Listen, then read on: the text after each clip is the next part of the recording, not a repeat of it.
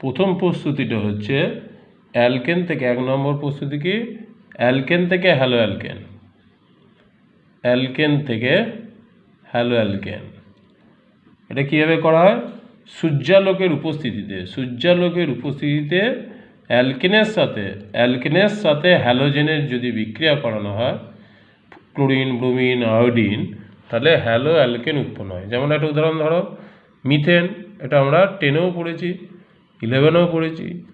CH4 + Cl2 সূর্যালোকের উপস্থিতিতে H new, তাহলে কি হয়? CH3Cl + HCl। আবার CH3Cl এর সাথে যদি আবার ক্লোরিন দিয়ে সূর্যালোকের উপস্থিতিতে বিক্রিয়া ঘটানো হয়, তাহলে কি হবে? CH2Cl2 হবে। একইভাবে সূর্যালোকের উপস্থিতিতে যদি আবার করা হয়, তাহলে হবে CHCl3 বা ক্লোরোফর্ম। আবার CHCl3 এর সাথে যদি আবার ক্লোরিনের বিক্রিয়া করা হয়, তাহলে কি হয়ে যাবে? CCl4। এইভাবে বিভিন্ন হাইড্রোজেন পরমাণু ক্লোরিন পরমাণু দ্বারা প্রতিস্থাপিত হয়ে বিভিন্ন হ্যালোজেন প্রতিস্থাপিত হ্যালো হাইড্রোকার্বন যৌগ তৈরি করবে। একইভাবে ফ্লোরিনের সাথে হয়, ক্লোরিনের সাথে হয়, ব্রোমিনের সাথে হয়, আয়োডিনের সাথে হয়। তবে এদের হ্যালোজেন মৌলগুলির বিক্রিয়ার সক্রিয়তা ক্রম হলো fluorine F2 > Cl2 > Br2 > I2।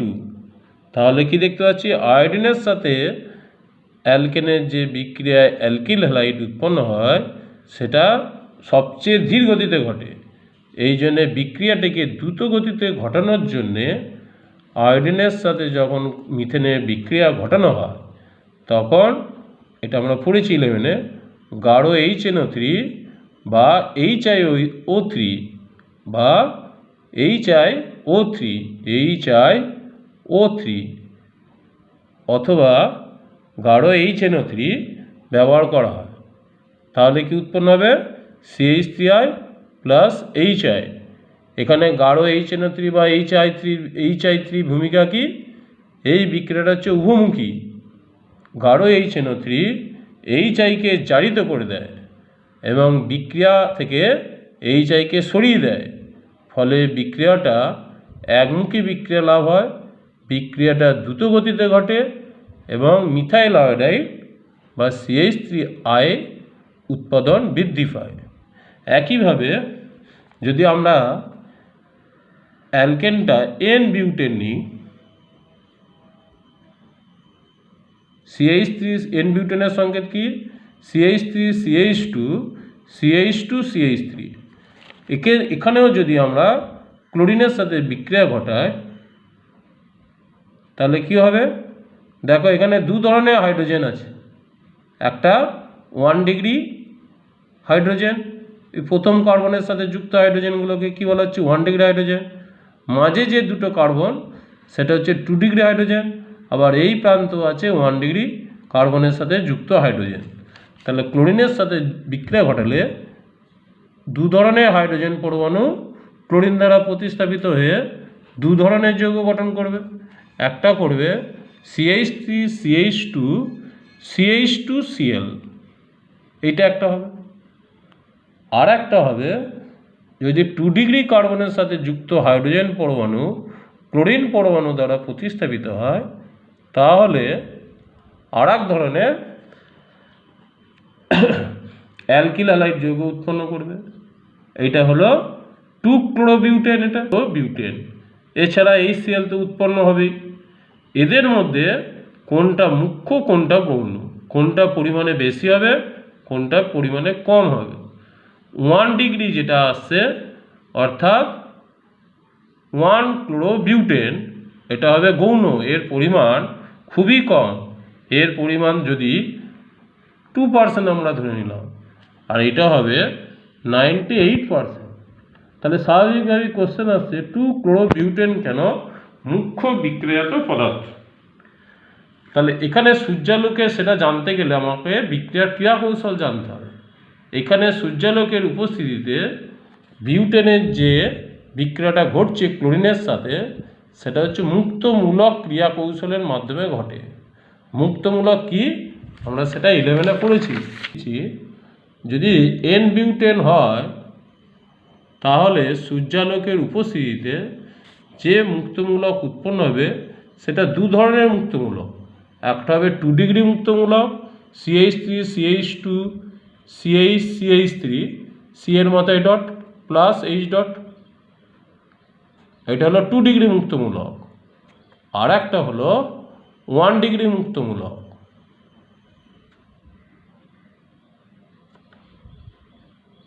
Plus H dot. তাহলে কোনটা বেশি স্টেবল? স্টেবিলিটি অর্ডার অনুযায়ী মুক্তমূলকগুলো ক্রিয়া কৌশলে জানতে গেলে আমাদেরকে স্টেবিলিটি অর্ডার জানতে হবে। তো মুক্তমূলকের স্থিতিশীলতার ক্রম হলো 3 ডিগ্রি গ্রেটার দেন 2 ডিগ্রি গ্রেটার দেন 1 ডিগ্রি। তাহলে যে মুক্তমূলকের স্থায়িত্ব যত বেশি হবে সে তত বেশি পরিমাণে বিক্রিয়াজাত পদার্থ তৈরি করবে। তো এখানে দেখো 2 ডিগ্রি আর 1 ডিগ্রি দু ধরনের মুক্তমূলক তৈরি হয়েছে। 2 ডিগ্রি কেন বলা হচ্ছে? যেখানে মুক্তমূলকটা যুক্ত আছে সেটা দুটো কার্বনের সাথে যুক্ত আছে সেই কার্বনটা। আর 1 ডিগ্রির বেলায় কেন কি হচ্ছে? মুক্তমূলকটা যে কার্বনের মাথায় তৈরি হয়েছে সেই কার্বনটা একটা কার্বনের সাথে যুক্ত হয়েছে। তাহলে স্টেবিলিটি অর্ডার হচ্ছে 2 degree greater than 1 degree. Stability order কার কত বেশি এটা জানতে গেলে আমাকে হাইপার কনজুগেশনের মাধ্যমে এটার ব্যাখ্যা আছে। হাইপার কনজুগেশন পার্টটা আমরা 11-এ পড়েছি। 11-এর অর্গানিক পার্টে হাইপার কনজুগেশন কি এই ধারণাটা তোমাদের আছে। তাহলে হাইপার কনজুগেশনের কারণে 2 ডিগ্রি মুক্তমূলক হচ্ছে 1 ডিগ্রি থেকে বেশি স্টেবল। সেই কারণে 2 ডিগ্রি থেকে যে বিক্রিয়াজাত পদার্থটা পাচ্ছি 2-ক্লোরোবিউটেন, এটা হবে মুখ্য বিক্রিয়াজাত পদার্থ। আর 1 ডিগ্রি থেকে এটা পাচ্ছি 98%। আর 1 ডিগ্রি থেকে পাবো আমরা কত পার্সেন্ট? মাত্র 2%। একইভাবে যদি আমরা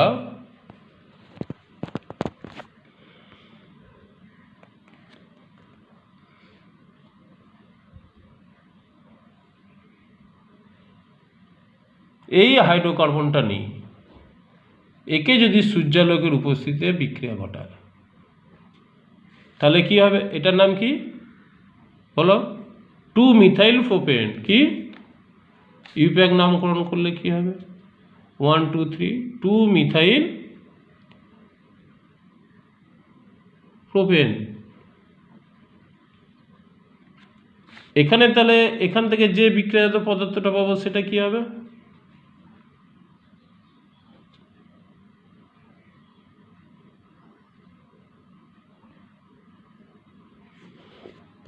মুখ্য যেটা পাবো সেটা হবে এইটা। এটার নাম কি? ইউপ্যাক করলে 2 ক্লোরো, এই যে 1 2 3 2 ক্লোরো 2 মিথাইল প্রোপেন। এই বিক্রিয়ায় যে মুক্তমূলকটা তৈরি হবে সেটা কি হবে? একটা টারসিয়ারি 3 ডিগ্রি মুক্তমূলক। 3 ডিগ্রি মুক্তমূলক প্লাস H ডট। সুতরাং এক্ষেত্রে 2-ক্লোরো 2 মিথাইল প্রোপেনই হবে সবচেয়ে বেশি পরিমাণে পাওয়া যাবে এবং এটা হবে মুখ্য বিক্রিয়াজাত পদার্থ। এরপরে আমরা পড়ব 2 নম্বর যেটা প্রস্তুতি পড়ব অ্যালকিন থেকে। অ্যালকিন থেকে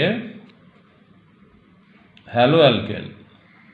এটাও আমরা ক্লাস 11-এ অনেক বিক্রিয়া এর সম্বন্ধে আমরা পড়েছি। যেমন একটা দেখালেই তোমরা বুঝতে পারবে। একটা অ্যালকিন হলো প্রোপিন বা প্রোপিলিন CH3CH11 CH2। এতে যদি আমরা HBr যোগ করি বা HI যোগ করি এক্ষেত্রে মার্কনিকফের নিয়ম অনুযায়ী আমরা পড়েছিলাম 11-এ কী হবে? আইটা কোথায় যোগ হবে? মাঝের কার্বনের সাথে যুক্ত হবে। এক্ষেত্রে হবে যদি HI দিই তাহলে 2 আয়োডোপ্রোপেন হবে মুখ্য বিক্রিয়াজাত পদার্থ। যদি HBr দিই তাহলে 2 ব্রোমো প্রোপেন হবে মুখ্য বিক্রিয়াজাত পদার্থ। কেন এটা হচ্ছে?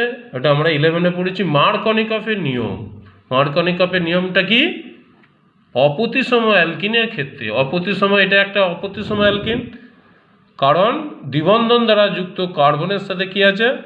ভিন্ন ভিন্ন হাইড্রোজেন পরমাণু সংখ্যক হাইড্রোজেন পরমাণু যুক্ত আছে। তাহলে অপ্রতিসম অ্যালকিনের সঙ্গে যখন কোনো অণু HBr অসমযোজ্য অণু যখন যুক্ত হয়, তখন সেই যেটা যুক্ত হচ্ছে তার ঋণাত্মক পার্ট এখানে কোনটা? I- বা Br- কোন কার্বনের সাথে যুক্ত হবে? যেটাতে সবচেয়ে কম সংখ্যক হাইড্রোজেন পরমাণু যুক্ত আছে, সেই কার্বনের সাথে সংযোজকের ঋণাত্মক অংশ যুক্ত হবে। এই কারণে I- মাঝের কার্বনের সাথে যুক্ত হচ্ছে, এবং 2-আয়োডোপ্রোপেন হচ্ছে মুখ্য বিক্রিয়াজাত পদার্থ। এছাড়া আরও নিয়ম আছে। এখানে CH3+I প্রভাবের ফলে, CH3 এই মূলকটার +I প্রভাবের ফলে এই ডবল বন্ডের যে পাই ইলেকট্রন দুটো সেটা কার্বনের মাথায় চলে আসছে, আর এই কার্বনটা হয়ে যাচ্ছে কি হবে? তখন I- এই মাঝের কার্বনের সাথে যুক্ত হবে, আর এইখানটা নেগেটিভ পার্টটা এখানে ঋণাত্মক অংশের সাথে কে যোগ হবে? H+ যোগ হবে। H+ আর I- মাঝের কার্বনে যুক্ত হয়ে গেল। কেন? CH3+I প্রভাবের ফলে দ্বিবন্ধন দ্বারা যুক্ত পাই ইলেকট্রন দুটো এই কার্বনের মাথায় চলে আসবে। CH3 ইলেকট্রন বিকর্ষী প্রভাবের কারণে CH এর মাথায় কি হয়ে যাচ্ছে? প্লাস অংশের সৃষ্টি হচ্ছে, আর CH2 এর C এর মাথায় মাইনাস অংশের সৃষ্টি হচ্ছে। H+টা মাইনাসের সাথে যুক্ত হচ্ছে, আর I- এই কার্বনের সাথে যুক্ত হচ্ছে। এইভাবে তাহলে আমরা অ্যালকিন থেকে হ্যালো অ্যালকেন পাচ্ছি। একইভাবে যদি এই এক্সাম্পলটা আমরা দেখতে পারি,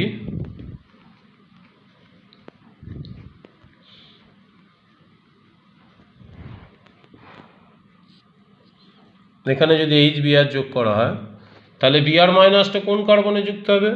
এই কার্বনে না এই কার্বনে? তাহলে এইটা যদি এই কার্বনে আসে, এই পাই ইলেকট্রনটা যদি এদিকে চলে আসে, তাহলে এইখানটা হয়ে যাবে কি? এই পার্টটা হয়ে যাবে কি? 3 degree part, 3 degree carbonium ion, যেটা মোর স্টেবল। এটা যদি এইখানে চলে আসে, তাহলে এইখানটা হয়ে যাবে পজিটিভ। এইখানে কে যোগ হবে? এখানে Brটা যোগ হবে, তাহলে Brটা এইখানে যোগ হয়ে গেল, আর এইখানে কে থাকলো? Hটা এখানে যোগ হবে, Br- এখানে চলে আসবে। কেন না? এই পাই ইলেকট্রন দুটো যদি এই কার্বনের মাথায় চলে আসে, তাহলে এখানটা হবে নেগেটিভ, এখানটা পজিটিভ। এখানটা পজিটিভ হলে এই কার্বনটা কি হয়ে যাচ্ছে? 3 ডিগ্রি কার্বন, সেই জন্য এখানে Br- যুক্ত হবে। 3 ডিগ্রি কার্বনিয়াম আয়ন, এখানে Br- যুক্ত হচ্ছে। একইভাবে এই আর একটা এক্সাম্পল আছে।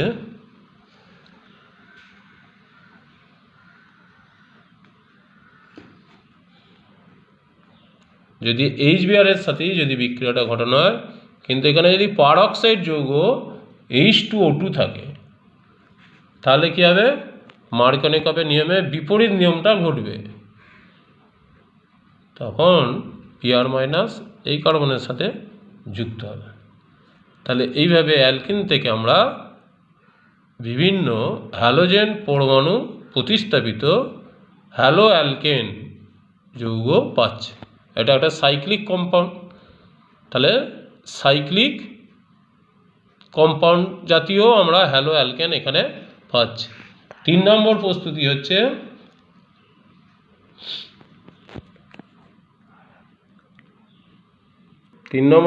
কি হচ্ছে? অ্যালকোহল থেকে হ্যালো অ্যালকেন। প্রস্তুতি। অ্যালকোহলের সাধারণ সংকেত কি? R≡OH।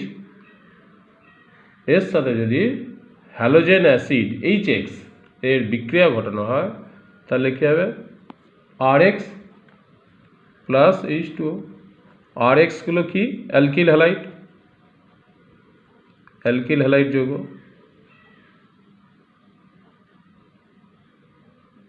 একটা উদাহরণ দিলেই বুঝতে পারবে।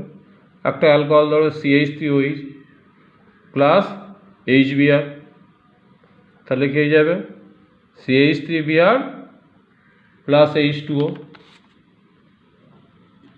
CH3CH2OH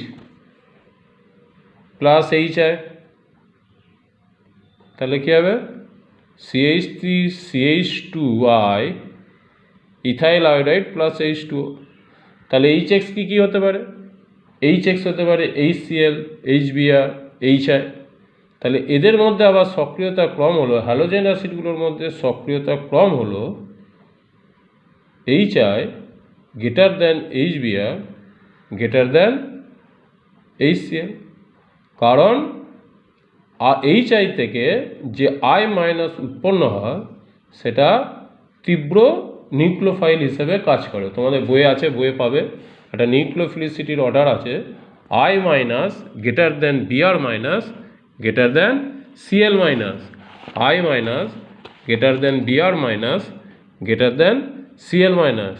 তাহলে I মাইনাস সহজেই OH মাইনাসকে প্রতিস্থাপিত করবে, তাহলে HI বিক্রিয়ার সক্রিয়তার ক্রম সবচেয়ে বেশি, তারপরে HBr, তারপরে HCl। একইভাবে HCl এর ক্ষেত্রে বিক্রিয়াটা এত ধীরগতিতে ঘটে, সেই জন্য অনার্দ্র ZnCl2 অনুঘটক হিসেবে ব্যবহার করা হয়। অনার্দ্র ZnCl2 এখানে অনুঘটক হিসেবে কাজ করে, RCl প্লাস H2O। অনার্দ্র ZnCl2 এবং গাঢ় HCl এর মিশ্রণকে কি বলে, লুকাস বিকারক। লুকাস বিকারক কি, লুকাস বিকারক হচ্ছে অনার্দ্র ZnCl2 প্লাস HCl এর মিশ্রণ, গাঢ় HCl হলে সেই মিশ্রণটাকে বলা হয় লুকাস বিকারক। একইভাবে অ্যালকোহলগুলোরও সক্রিয়তা ক্রম হলো 3 degree greater than 2 degree greater than 1 degree. তাহলে আমরা জানি কি 3 ডিগ্রির ক্ষেত্রে কোন মেকানিজম হয়, SN1, আর 1 ডিগ্রি অ্যালকোহলের ক্ষেত্রে কি হবে, SN2, আর 2 ডিগ্রির ক্ষেত্রে কি হবে, SN1 এবং SN2 উভয়ই ঘটে। তাহলে অ্যালকোহলের সক্রিয়তার ক্রম হলো টারশিয়ারি অ্যালকোহল যদি হয় তাহলে তার রাসায়নিক সক্রিয়তা সবচেয়ে বেশি, হ্যাঁ, তারপরে হবে সেকেন্ডারি, তারপরে 1 ডিগ্রি। তাহলে অ্যালকোহলগুলোর সক্রিয়তার ক্রম হলো 3 degree greater than 2 degree greater than 1 degree. আমি একটা মেকানিজম দেখাচ্ছি। টারশিয়ারি একটা অ্যালকোহল নিচ্ছি, CH3COH, এতে যদি HI যোগ করি তাহলে কি হবে, CH3CI প্লাস H2O। কীভাবে হচ্ছে এটা বুঝতেই পারছো, একটা টারশিয়ারি অ্যালকোহল। তাহলে এখান থেকে ফার্স্টে কী হবে,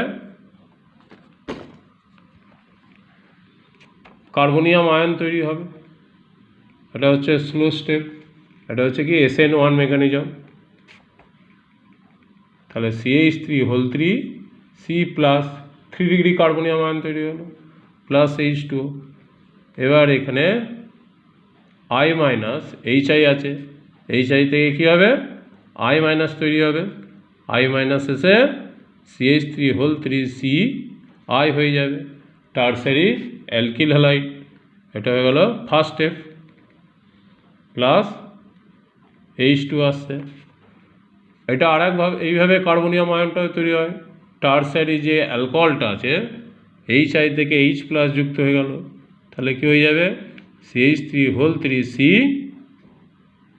OH এর লোন পেয়ার আছে অক্সিজেনে, H প্লাস যুক্ত হয়ে গেল, OH2 হয়ে গেল, এটা প্লাস হয়ে গেল। পরের স্টেপে কী হয়ে গেল, জল বেরিয়ে গেল, মাইনাস H2O হলেই 3 ডিগ্রি কার্বনিয়াম আয়ন তৈরি হয়ে গেল, CH3 plus.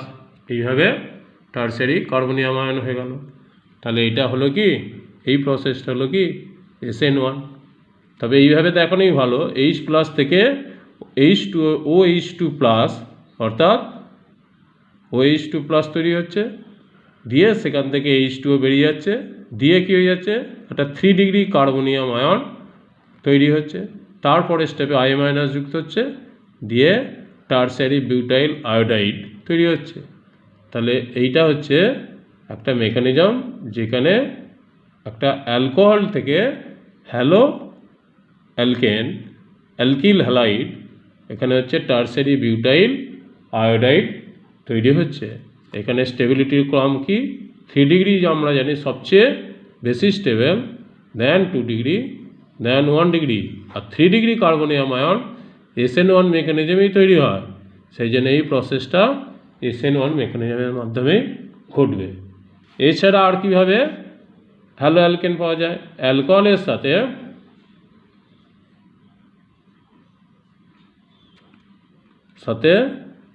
PCl5, PCl3, SOCl2, SOCl2 হচ্ছে থায়োনিল ক্লোরাইডের বিক্রিয়ায় হ্যালো অ্যালকেন পাওয়া যায়। যেমন উদাহরণটা কি, ROH প্লাস PCl5, তাহলে কি হয়ে যাবে,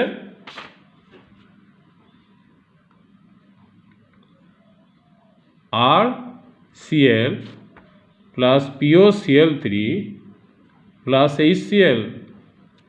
একইভাবে যদি PBr3 বিক্রিয়া ঘটানো হয় তাহলে কি হবে, RBr প্লাস H3PO3, এটাকে কি বলে, ফসফরাস অ্যাসিড।